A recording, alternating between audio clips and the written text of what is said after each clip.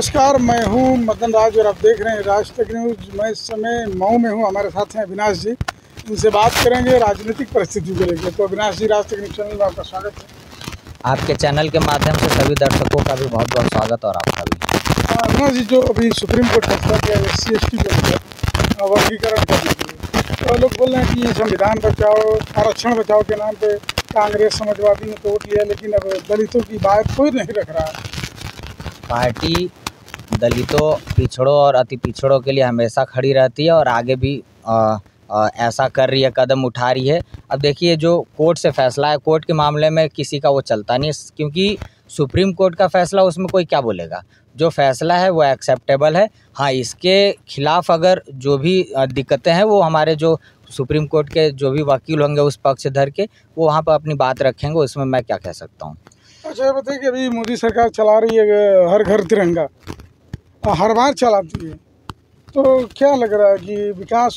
ये देखिए, नकली देशभक्ति है भाजपा वालों की। तो बोलते हम लोग असली। ये इनके कहने से क्या होता है। अगर ये असली होते तो देश में इतना लोगों का शोषण नहीं हो रहा होता।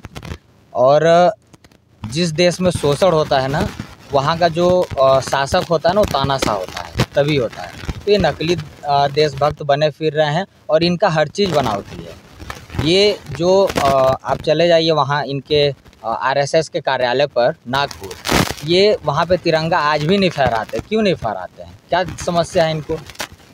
फहराएं तिरंगा। सबसे पहले तो इनको हर घर तिरंगे की ज़रूरत नहीं है, RSS में तिरंगे की ज़रूरत है। वहाँ तिरंगा फहराने की ज़रूरत है उनको, वहाँ जाकर फहराएं तिरंगा।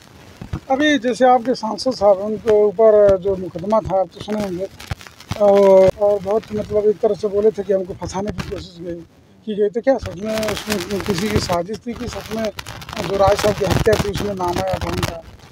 देखिए, जो राजनीति में रहता है उसके खिलाफ भी कई लोग होते हैं, उसके साथ में भी कई लोग होते हैं। तो जो परिस्थितियाँ होती हैं उस हिसाब से मुकदमे लगते रहते हैं और हटते रहते हैं। अभी मुकदमा में कोई फैसला बहुत वो आया नहीं है। अगर वो गुनहगार होंगे तो कोर्ट उनको सज़ा देगी। इस देश में संविधान है, संविधान के तहत उनको सज़ा मिलेगी।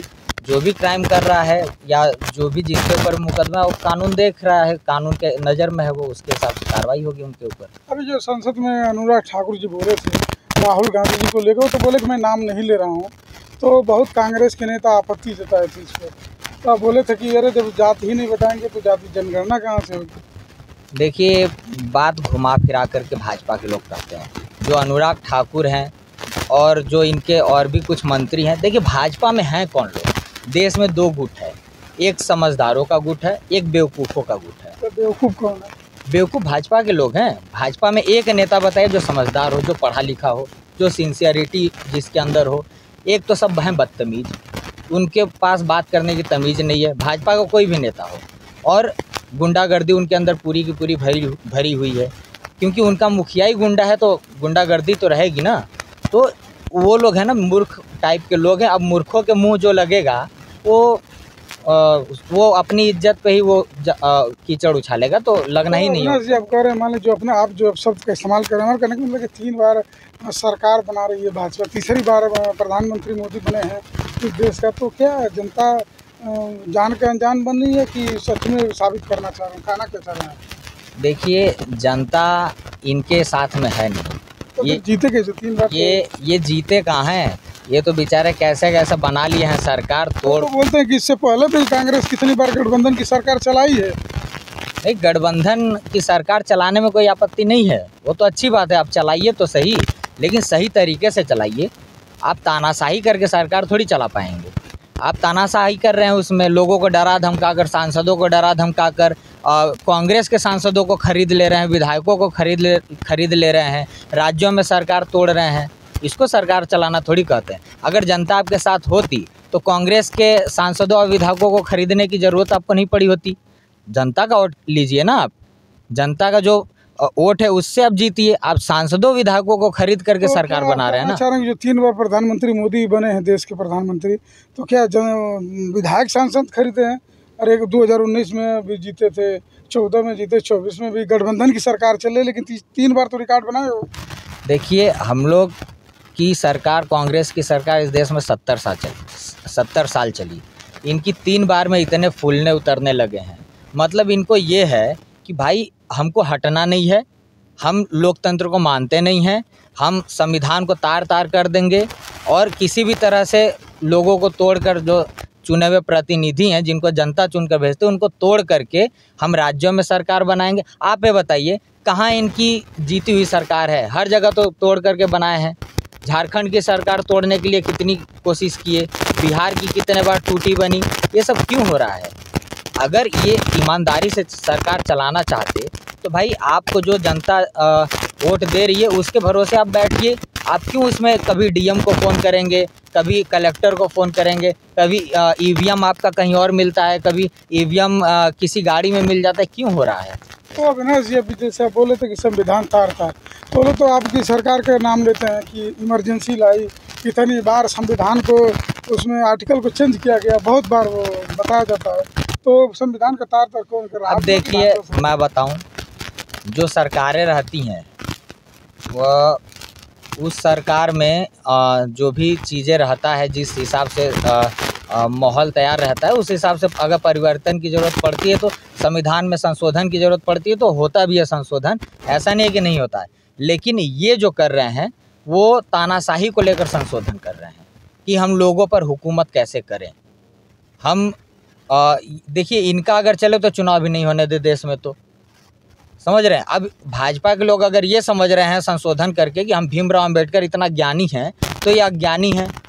अगर उनका बनाया हुआ संविधान में संशोधन की ज़रूरत पड़ रही है तो ये कुछ अलग चाह रहे हैं। ये तो कांग्रेस भी की है ना, इसके पहले कांग्रेस की है, आपकी सरकार कांग्रेस जनता के हित में की है। ये जनता के हित में कोई भी कदम नहीं उठा रहे हैं। किसान का जो संशोधन किया था, किसानों के लिए जो कानून में संशोधन जो हुआ है, उसके लिए आप देखें कितने किसान मर गए दिल्ली में जो धरना पे बैठे हुए थे। तो ये जिसके लिए भी नया कानून ला रहे हैं ना, वो उनके लिए विनाशकारी हो जा रहा है, वो ख़त्म हो, मतलब लोग बहुत प्रताड़ित हो रहे हैं इनके कानूनों से। तो ये मूर्खता वाले सब, पता नहीं लोगों को कहाँ से इतना दिमाग कौन दे रहा है कि सब मूर्खता करो, और इसके आगे इनके पास कुछ है नहीं, बस मूर्खता ही है इनके पास। तो फिर जनता बार बार जिता रही है 3 बार, ऐसा क्यों? देखिए, जनता, मैं आपको कहा ये चीज़ कि जनता अगर जिता रही है कहीं, तो हो सकता है इनका काम उनको अच्छा लग रहा हो, कहीं कहीं हो सकता है, लेकिन पूरे देश में वो माहौल नहीं है। आप उत्तर प्रदेश का स्थिति देख लीजिए, जहाँ ये लोग पूरा कब्जा करके रखे थे, इस बार क्या हो गया इनके साथ। तो बोल रहे हैं लोग ना कि ये एससी और एसटी को बोले थे कि संविधान बचाओ, आरक्षण बचाओ, और आरक्षण आज बंटवारा हो रहा है तो कांग्रेस सपा हो बोल ही नहीं रही। सभी लोग बोल रहे हैं, और भाजपा के लोगों को है ना, अगर कांग्रेस नहीं होती तो ये लोग अब तक हावी हो गए होते। ये सबको है ना तानाशाही के, जैसे वो एक तानाशाह हिटलर था ना, उस तरह के मोदी जी हैं। वो जनता के ऊपर इतना प्रताड़ना कर देते हैं ना कि जनता सह नहीं पाती। वो तो कांग्रेस है, कांग्रेस के लोग हैं, कांग्रेस के साथ देश की जनता है कि लड़ रही है भाजपा से और लगातार लड़ती रहेगी। और हम सभी की आवाज़ उठाते हैं। कांग्रेस पार्टी में सभी धर्म जातियों के नेता हैं, SC ST OBC जनरल सभी लोग हैं। तो सभी लोग अपने अपने, सबकी कमेटी बनी है, उस कमेटी के लोग अपनी बात रख रहे हैं और जहाँ रखना है वहाँ रख रहे हैं। ठीक है। आखिरी सवाल, हम अभी बोले थे कि धर्म की बात, हाल में लोग बोल रहे हैं कि हिंदुओं को बहुत दयनीय स्थिति एक तरह से, तो लेकिन विपक्ष नहीं बोले, यहाँ कोई नाम नहीं ले रहा है, जबकि इसी संसद में जय फिलिस्तीन का नारा भी लगा था। देखिए, धर्म जो है ना, ये एक जो भाजपा के लोग लगातार मुद्दा उठाते हैं, धर्म और ये सब को लेकर, देखिए इनका राजनीतिक मुद्दा बन गया है, जबकि होना नहीं चाहिए। बांग्लादेश होगा वो, बांग्लादेश, जी हाँ, बांग्लादेश में देखिए, बांग्लादेश का ही स्थिति हिंदुस्तान में भी मुझे लग रहा है कि आने वाले समय में आएगा। क्यों? वहाँ पर भी जो सरकारें थी वो भी इसी तरह तानाशाही कर रही थी। और जब एक तानाशाह हुकूमत करता है ना कहीं, और जब वो उसके खिलाफ धीरे धीरे लोग होने लगते हैं ना, और जब प्रशासन को ज़रूरत से ज़्यादा अधिकार दे दिया जाता है, तो उस देश में बांग्लादेश जैसा चीज़ें होने लगता है। कब्जा हो जाता है, प्रधानमंत्री का नहीं सुना जाता है, ये सब चीज़ें होती हैं। तो लग रहा है आपको कि ऐसा हिंदुस्तान में भी हो सकता है? आने वाले समय में हो सकता है, क्योंकि इन लोगों का रवैया ऐसा ही है। ये अगर और कुछ दिन रुक गया सरकार में तो ये नौबत आ जाएगी, क्योंकि यही सेम चीज़ इनके अंदर है, लोगों को डराना धमकाना, प्रताड़ना करना, ज़रूरत से ज़्यादा अधिकार प्रशासन को दे देना। प्रशासन जनता के सुरक्षा के लिए है, उनको डराने धमकाने के लिए नहीं है। ठीक है, आखिरी सवाल हमारा है कि ओम प्रकाश राजभर जी का चुनाव निशान बदल गया है, अब छड़ी से आगे चाबी पर, तो क्या विकास का ताला खुलेगा उनके चाबी से या कि बस? देखिए, ओम प्रकाश राजभर जी जो हमारे समाज के लोगों को गुमराह कर रहे हैं, तो उससे अब इनका पिटारा बंद हो रहा है। चाबी बंद करने वाले? हाँ, अब वो चाबी जो है ना, देखिए उनको चाबी इसलिए मिला है क्योंकि ताला बंद करके चाबी उनको दे दिया गया है, और ताला उनका बंद किया भाजपा। क्योंकि जब भाजपा में शामिल हुए तो मैं आपसे शायद पिछले इंटरव्यू में कहा था कि भाजपा इनको बर्बाद कर देगी, और देखिए ये हो रहा, अब दिखना शुरू हो गया। अभी चुनाव चिन्ह बदला है, कुछ दिन में पार्टियाँ खत्म हो जाएगी, इनकी विलय करा लेंगे सब। चलो ठीक है, चैनल को समय दे बहुत बहुत धन्यवाद। आपका भी। बताते कि अविनाश जी हैं, गाजीपुर से चलकर मऊ हैं, और इनका कहना है कि जो ओम प्रकाश राजभर जी चाबी लिए हैं, बस चाबी तो उनके पास है लेकिन भाजपा ने ताला लगा दिया है, और कौन सा ताला लगाइए तो ओम प्रकाश ही जानेंगे। अभी क्या राय कमेंट बॉक्स में जरूर लिखिए। ऐसी खबरों के लिए राज तक चैनल देखते रहिए।